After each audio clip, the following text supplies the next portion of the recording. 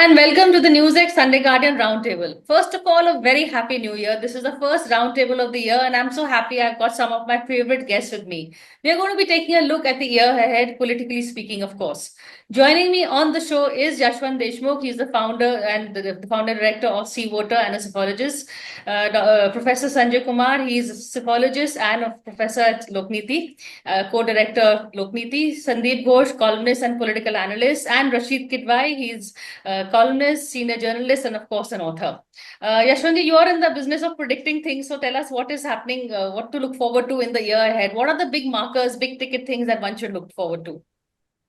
Well, Happy New Year to everyone, and I'm so glad that we are starting this new year with this one because you know how much we all of us have started hating the panels, barring the one which has good friends around where we are discussing at ease. So this is one of those rare places. Yeah. So I never say no to coming because I know you will get all my good friends around for the discussion. Good to have you here. And Priya All herself right. is the sobering influence, nobody, a few people only will be nasty on her show. With Priya around, everybody is on their most genial behavior. Yeah, that's right. That's right. Yeah, so coming to your question about predicting, I mean, yeah, predicting is becoming probably a most hazardous business these These days, days. and more so when the AI is on the horizon. So I mean, largely speaking, I'm really looking forward to some sanity coming back in our public discourse. I mean, if you are asking not to predict, but if you are asking what I wish this year is going to bring, rather Okay. than going for a doomsday scenario, I really wish that a bit of more sanity prevails in our public discussion. I really wish that all the political parties just disband their panel of all their pravaktas and try to bring and recruit some more better faces with better voices and tone and quality and research for a civilized discussion. Reason being that I mean, jokes apart, I believe that the biggest casualty that we have seen in the last 1 year has been the downgradation of the public discourse, not just inside the parliament, but outside the parliament as well. I mean, I was just the other day, me and Rashid Bhai were discussing this, that gone are the days that we actually like to see discussion in the parliament. First of all, there is no discussion. And whatever discussion is left there from both sides of the benches, not just one side, I think it's not really worth discussing. And it's a top to bottom thing, Priya, because let's face it that whatever happens inside the public discourse and the media takes it that way, and it has its own role to play. So that from that perspective, I genuinely hope and believe that this year brings much better discussion based on facts and figures and things which are really important to all of us. And I know for sure me and Sanjay Bhai are on that side of the table where we always feel that media doesn't really discuss the 90% of data that we collect, which is really important data, and it's only focused on who is winning and who is losing. So from our I mean from our collective side as well, Priya, I do wish that we discuss more of those important things, data which matters, to see beyond what is obvious. And that is Okay. where I am starting today that, okay, this is how I feel we should be moving ahead. Okay, that's a good wish list and a good optimistic wish list also. But Sanjay ji, I'll come to you. What what are the markers that one should be looking for? I think I will keep my focus on politics. And my own sense is that two elections are taking place this year. One early next month, I believe, which is Delhi, and then the other election in Bihar, which will be by end of this year. Whatever may be the hazardous for making predictions, election predictions, but we have been in this, like business in this stream So one has to I will keep a close eye on how things are unfolding in Delhi politics, how things are unfolding in Bihar politics.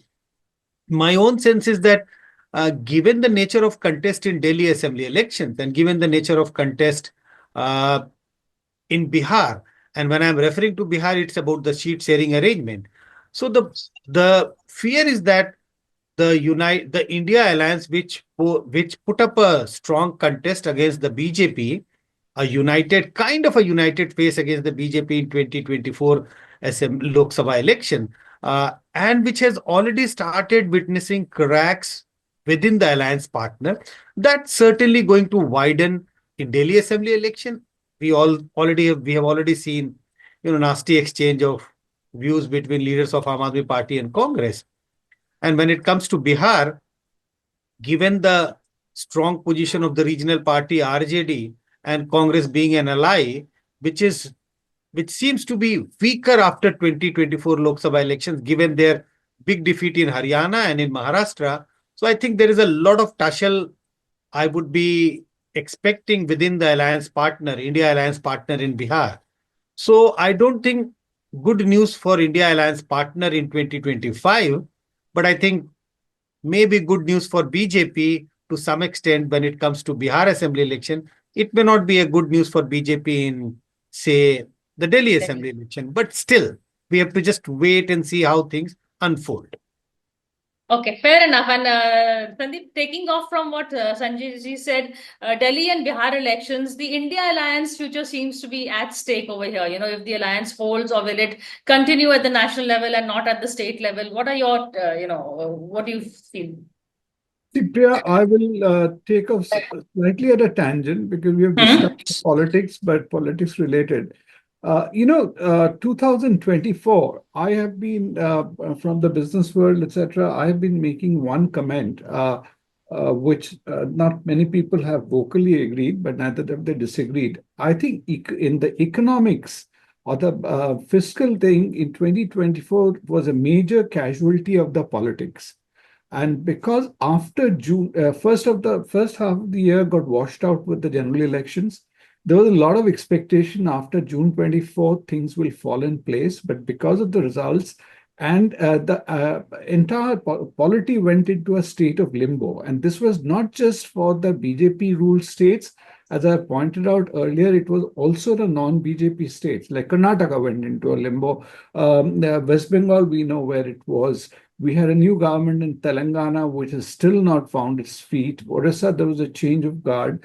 So the entire economy, and that is what I believe a lot of the reflection which you are seeing in the GDP was because of that. Now, I would have hoped for everything else that now in 2025, the government will start focusing on the economy. And I must digress to say, the reports which are again coming in, and not unexpectedly, is that, all these freebie commitments, etc., have diverted the funds of state governments to welfare scheme. As a result, a lot of the development expenditure is not being made. Even yesterday, I was reading about Maharashtra, how the contractors not getting money and other things. Now, this is a point of worry. Now, why I'm raising this? One hand, people would have thought that most of this political uncertainty is behind us with BJP winning Haryana and Maharashtra. And as Sanjay ji is saying, with reasonable certainty that Bihar will also find their way. We don't know whether Delhi way it will go, but Delhi relatively, although the noise level is much higher, retention is higher, it's a smaller state, things would have fallen in place. But my worry is especially the Congress, despite having lost the electoral mandate, they will keep creating a lot of noise and nuisance, if I were to call it, despite that. And to retaliate on that or counter that, BJP will also indulge in a lot of diversionary or distraction tactics. And as a result, this whole political confusion is going to continue, and which may not be good for the country and the economy as a whole. So, therefore, to take from Ashwinji's comment about sanity, I think it's the time now for people who are senior to start realizing that, because the public will also get fed up. This entertainment, tamasha, Nora Kushti, or whatever you say, which happens, I think public will get disillusioned. And that's Okay. the risk people have to get it. And I'll close by saying, you're talking about spokespersons on TV. I think there is a need to, even as we were discussing before this, also, where is the gravitas of the party spokesperson who speaks from the pulpit? For everything, you're having comments being issued by the so-called media cell chief on both sides. And those are, hardly the kind of comments which you earlier saw from the national parties. And that's Okay. well for the, So mature behavior by spokespersons, Rashid, and politicians. Are you hopeful at all of that happening? Well, Priya, you know my views. We don't expect maturity because the top players, and I don't blame spokespersons, but the top leadership of all major political parties, they believe in disruption, noise, hitting below the belt and making, all kind of obnoxious charges. And here, Priya, I see this 2025 is a very interesting year of lot of unpredictable, possibilities. Of course, we start with Delhi, where if Arvind Kejriwal is back, it will, lead to a lot of a sort of, I would say, constitutional or functional crisis. Remember, he's still out on bail. There are certain conditions are there. If he wins, then what happens? And then we have a Paltu Chacha, who's already, I mean, if you talk about the Delhi buzz, and Delhi buzz is, of course, and all kind of, places, but there is a very strong, this thing that India alliance, to my mind, and I've written that it is more or less dead. It may get revived if Paltu Chacha, that Nitish Kumar being Nitish Kumar, does another, turn around and does something which I find. But what I'm saying, it looks very sort of bizarre, but it's in the realm of possibility. We have not seen enough of Nitish Kumar. So the year, to my mind, 25 beginning and end is going to be year of Kejriwal and year of Nitish Kumar. So this is one thing. Then of course there is a lot of interest within the Congress. Is it going to be a year of Priyanka Gandhi or Rahul Gandhi? Remember, Rahul Gandhi will continue. He has two yatras. He's planning on that. So what happens that if Rahul goes on two more yatras within the 25, then what happens next? And India alliance, on the face of it, if Nitish Kumar doesn't come, then it's more or less it's dead. So all the political parties, in fact, there's already a gang that consists of Aam Aadmi Party, Mamata Banerjee, Samajwadi Party. They are all out to destroy and finish off India alliance because they don't want. So this political outcome of Delhi, that is going to set the pace, and of course end of the year, and of course then comes the movie Sikandar, how it does well during Eid time. And there's already a lot of struggle going on. I mean, there's a lot of fight, negative publicity. Salman Khan, Shah Rukh Khan, old rivalries all coming back. So that's also a major pointer in this year. Why not? But let's first look at the Delhi elections and the impact on the India alliance. Delhi elections are going to be very far-reaching, Yashwantji. How do you see that? From Delhi to They Bihar. are going to be far-reaching. And in fact, I would like to share, I mean, the tracker. I mean, why not? Let's start with some data because that would be a nice thing to do on your show. I mean, I know people would love to see that. So I've just taken out a few of the charts for you, and this is for the last 30 odd days, If I hope it is visible on your screen. Okay. Yeah. Now, if you see this on the tracker, the question, how many people really want to change the government? This looks alarming because those who want to change and those who, it's almost like running parallel. But what you need to focus here is number of people who want the government to continue, because that is going to be in one direction. And number of people who want to change, that will be split within the BJP and the Congress. That is the first thing. Can you explain the that colors we to need. us? Because we can just see the colors. The red one is the angry one which want to change the government. The blue one are the ones who wish to. You are unable to see the bottom line on that. It's not coming on your screen. No, it is. Red is angry, wants to change. Right, Blue is not angry and don't want to change the government. So those who are angry, it's quite a significant lot. But those who are not angry is also a significant lot, and that is what matters a lot. And it will be important for us to understand based on the leadership chart. And this is where you can see the gap between Arvind Kejriwal on the top and rest of the state leadership on the bottom. So there is no real challenger as such in person to Arvind Kejriwal. So there is a Wow. complete one-sided narrative. That's almost a similar kind of lines you see at the national level when you compare Narendra Modi with the rest of the people. Correct. Similar kind of gap is always visible. Schemes which have worked for them. I mean, of course, the free Bijli Pani thing is still almost like 30% block is saying that. Second most important one is the Mohalla clinic. These two things have worked. You love them, you hate them, but the thing is that freebies have worked for them. That's very important to understand. And okay, this is an interesting part because I have taken out for you the voting intent on different dates for male and female voters. This is the first one for the male voters.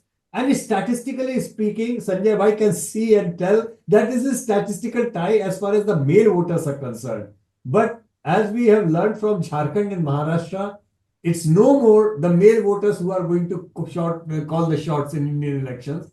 Here is the female voters. And there you start looking at the gap between Aam Aadmi Party and the BJP. Good thing for the BJP is that they are still polling even 40% of the female vote. But the thing is, Aam Aadmi Party is sneezing at the cost of the Congress. So, no matter what, take it the male voters or the female voters, Congress is consistently below 10%, 8, 9, 6. So, the further meltdown of the Congress, particularly after the Maharashtra election, that is going to continue. So as far as the India bloc is concerned, Priya, it is very clear Arvind Kejriwal doesn't need Congress. Based on whatever we are looking at it, if the trend continues, what from the conventional wisdom, what I feel like is that Aam Aadmi Party should win again, Delhi.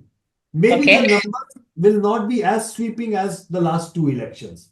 The numbers might drop because another chart which I could not download was the anger with the sitting MLAs.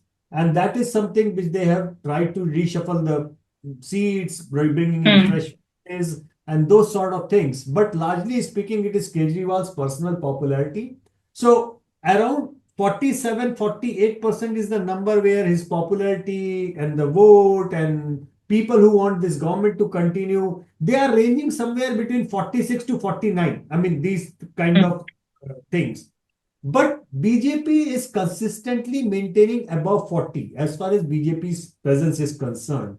So that is an interesting one that it looks like if these things continue the way it is at this point of time, Priya, I believe Aam Aadmi Party should be winning Delhi.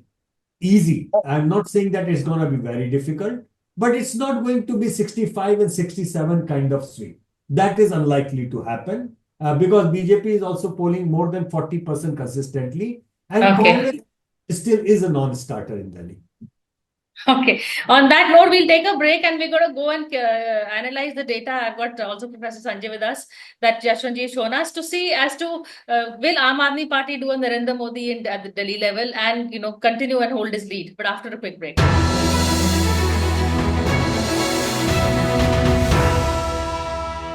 Hello and welcome back to the NewsX Sunday Guardian Roundtable. We are taking a look at the year ahead, and of course, the year ahead begins with the big ticket Delhi election. So, Sanjay ji, we saw, Yashwantji's more or less his traffic, his figures are showing the lead in favor of Arvind Kejriwal. Can he keep the lead because elections are still over a month away, even though they haven't been announced?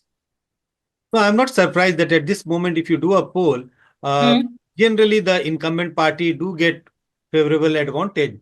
And this is not a government which is highly unpopular. This is a government which is popular. But yes, I do agree. Even if there was no data, I would expect that Aam Aadmi popularity has gone down. So Aam Aadmi Party is still very, very strong in this electoral contest, but not as strong as it was in 2020. So Aam Aadmi Party might win another third term. But certainly, there's no doubt that they can't repeat the performance of 2020. But the change between 2020 and 2025, as I see as of today, is that BJP is pulling up. In a sense, BJP is going up. Yashwantji's data is showing that BJP is roughly at the range of 40% vote. In the last assembly election, they were roughly about 37, 38. So the And this is BJP, without showing a face. If they come up with a face, will that change, Sanjay ji? we don't know whether they will come with the reason. I'm not sure whether if they come with a face, the graph will go up or graph may go down. Who knows? Yeah, Uh, exactly. but yes, it is true that the gap between BJP and Aam Aadmi Party has narrowed down significantly. It used to be roughly, like 18-20%. It has narrowed down significantly. But at this moment, Aam Aadmi Party is very strong. Some of the work is highly approved by the women voter, by voters who belong to the lower economic strata, the poor and the lower sections of the society. They would still be voting for Aam Aadmi Party in a big way in this election, whether Aam Aadmi Party loses the election or whether Aam Aadmi Party wins this election. So, as we saw, Sandeep, despite your, apprehensions, welfare schemes and free raveries or freebies do seem to be ruling and coming in favor for the Aam Aadmi Party over here. But supposing Arvind Kejriwal wins the election, how do you see the balance within the India alliance?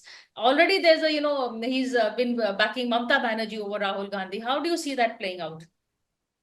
No, there, as Rashid and everyone said, I think if Congress doesn't, fares badly, then Congress is kind of, will become a persona non grata. And to that extent, all these yatras, etc., being planned, I know probably the political Congress's strategists know better. I don't see, why they're doing it now. There are no big elections on the way. What is the political dividend they'll get, and spending so much of money, resources? Maybe it might lift Rahul's stock in the surveys of what Ashwinji will do in Mood of the Nation or anybody else. But I don't see how it is going to yield them political dividends apart from creating disruptions and noise levels. But coming back once to the Delhi, though I'm no cephalogist, Priya, and I won't have the temerity to double guess what Ashwinji and Sanjay is saying. I see two things for BJP. This is quite a dire battle. If they don't win Delhi even this time, although it's just a microcosm, I think it's going to be a huge dent in their image. So they will give it all, just like they gave it in Maharashtra. And I think the invisible element is RSS working really at the grassroots. I think they are now putting in their entire might there. That will come, and if RSS manages to get, your South Delhi and the people, the urban people out, that is a big swing. And how BJP manages this Purvanchalia, the people who are in Delhi today, the migrants who have come in. They will have to have a solution there as well. If they are able to do, I think, but I would doubt if BJP is going to let this battle. You will find all their strategists, everybody on the job, they will take this as seriously, if not more, than what they have taken Maharashtra, Haryana, or any states. Optics is a huge thing for them. Because the capital, yeah. I'll just end like somebody, you all sitting in Delhi, there's somebody unconfirmed. People say that even Amit Shah and others consider Kejriwal a bigger, longer-term risk than many of the other quote-unquote national leaders. That I agree with you. Rashid, your take on Sandeep's last comment and the Congress strategy vis-a-vis Delhi elections? Well, I think, Priya, Delhi is a very difficult task for the BJP simply because Aam Aadmi Party is not a Congress. There is no historical baggage. This party is barely 10, 12 years old. There is no, you cannot, dub Aam Aadmi Party as a sort of Muslim party the way, the Congress, the BJP is very successful in dubbing Congress in that kind of bracket. So here comes the problem, and therefore I am very curious about the outcome of Delhi because in Mumbai or in Maharashtra, the BJP very successfully used this batenge to katenge, ek hai to safe hai, that kind of narrative. I see that the BJP is more and more not only in Delhi, in Bihar, everywhere coming elections going to lean on more on the shrill Hindu right, that kind of identity. And what we saw in Maharashtra in glimpses, we're going to whether that works or not, and if it doesn't work, then what are the lessons? So that is what I'm saying. There is a considerable 7-8 month gap between Delhi and Bihar. So how do they go there? And that is where and look at Kejriwal. He's very smart. So what he's doing, why is he trying to discredit the Congress? It's not that he doesn't have functional relations, because he looks at that 14% Muslim vote in Delhi as a chunk that will automatically come to him, and he doesn't want that to go to Congress. And Muslim voter is that way very careful, and they know which side of the bread is buttered. So they'll go with Aam Aadmi Party no matter what BJP says about them. Therefore, I think Delhi is a tiny state, but on the national level, it will have a lot of implications. So, Yashwanti, given that, let's say your poll is correct and it holds true, how do you see the India alliance? The question I asked the others. How do you see the politics within the India alliance if Kejriwal retains Delhi and the Congress also doesn't do well in Bihar? I think more than the BJP, it's the regional alliance partners of the India alliance which are wary about the growth of the Congress. There is an inherent contradiction of sort within their own growth plan. So from Mamata Banerjee to Arvind Kejriwal, nobody wants to see Congress as a strong player actually. And that's the fact, that's the bottom line. It's for the Congress to understand that their growth will come not at the cost for BJP, but at the cost of these regional players. Where do they find a respectable equilibrium? That is something for the real politic to play out. At this point of time, particularly after Maharashtra and Haryana mandates, and the way Umar Abdullah has gone ahead and formed his own government, the way everybody is singing a chorus for Mamata Banerjee now, the way the regional alliance partners are dumping the EVM theory, and Abhishek Banerjee came out and said, Omar Abdullah came out and said, and everybody who is winning a state election, they will say that there is no problem with the EVM. We are winning election. What's the problem? So there is an inherent contradiction of sort within the India alliance. We need to see how it plays out. And I totally agree, with the assessment that BJP also looks at Kejriwal as a bigger threat in the future, because he is one of those unique characters in the politics who can play hardline Hindutva, along with the fact that he can get Muslim votes. So he unlike Rahul Gandhi, can take a bet that I can say Jai Shri Ram and I can still manage to pull out Muslim votes in order to defeat the BJP. He understands that. That's why he has, you see, the way he has gone ahead with the Pujari scheme and Granthi scheme and everything. So that's a very hard nut to crack,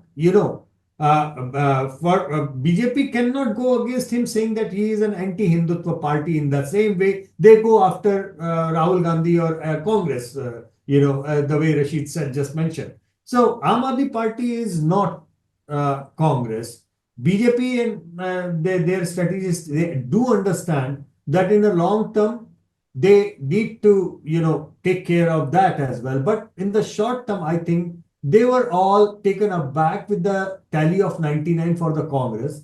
They were kind of taken aback with the tally getting down to 240.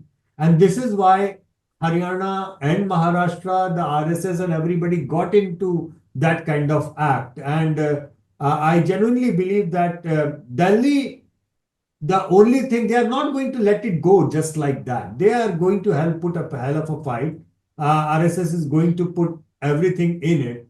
But as we have seen in the graph, what the tracker graph is like on a daily basis, the gap between Kejriwal's personal rating and the next in line is still very huge. And that might be enough for him to cross the finishing line easy. Okay, we're totally out of time, but just one quick last word from everybody. Is the next BJP president, do you think any names that you have heard, Sanjay ji, Sandeep, Rashid, anybody, or Yashwant? Sandeep, I'll begin with you quickly. Will Modi have his way or will the RSS have its way? It will be a joint call. I think they've mended fences. It'd be a joint call, and you'd be having somebody somewhat non-controversial, etc., like somebody like Bhupendra Yadav or somebody like that, who is both an organization man and who can straddle between the two sides. Okay. Sanjay ji, your guess? My own sense is that, yes, there is some tussle between the RSS and the BJP, and that's why there is some delay. I have no idea about any names, no guess about any names. Rashid, you're the one who hears Yeah, all so the things. no. I'm totally agree with Sanjay ji that it's going to be a surprise. But Priya, today, in the absence of Ashutosh, we all presented Arvind Kejriwal as some kind of Sikandar of 2025. Yeah, we have to call Ashutosh back for his final word on that. We need Ashutosh. We need Ashutosh for sure. Yes, But we I must agree get with it. everybody's assessment that Priya, that it's not neither going to be a complete yes man nor going to be complete no man. It will be a fine balance. They ideally will pull out somebody who is non-controversial, goes well with the cadre, listens to Nagpur, and then does the real politics as per what Amit Shah plays out. And somebody from the south? Possible. Why not? Awesome. I mean, they have been open to that concept way back. I don't see a reason why not. I mean, it could be from anywhere, but definitely from the cadre. Definitely with the roots firmly in the RSS, but real politic and good understanding with the BJP's top brass as on today. Okay, so we'll wait and see when that happens. But for now, thank you so much, all of you, for coming, and look forward to many more shows throughout the year. But we've made a very good beginning and auspicious one. Thank you.